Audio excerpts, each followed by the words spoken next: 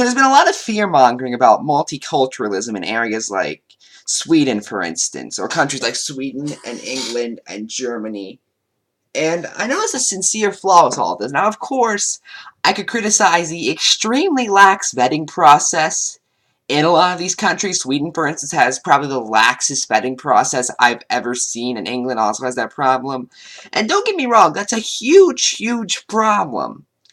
But what they aren't telling you about this multiculturalism epidemic in Europe is it's not actual multiculturalism.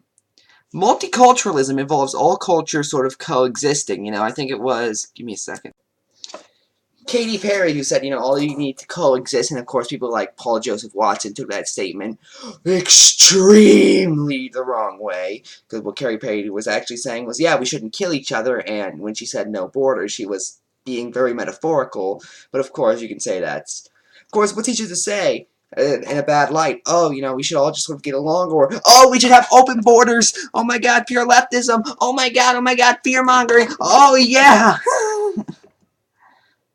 But anyway, what they never tell you is that it's not actual multiculturalism, because actual multiculturalism involves different races and groups of people sort of coexisting, going together.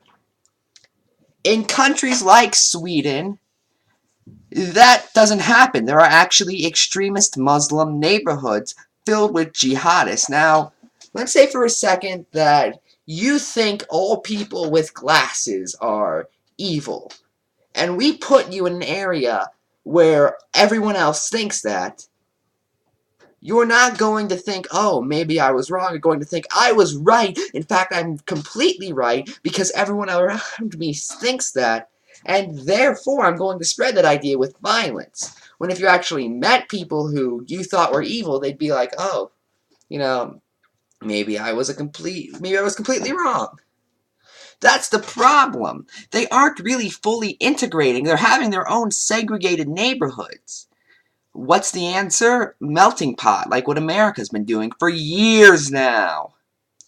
You need to send these Muslims to secular schools with liberal ways of thinking, so they're like, oh, maybe we shouldn't kill all gay people, Maybe we shouldn't spread Islamic jihadism around the world.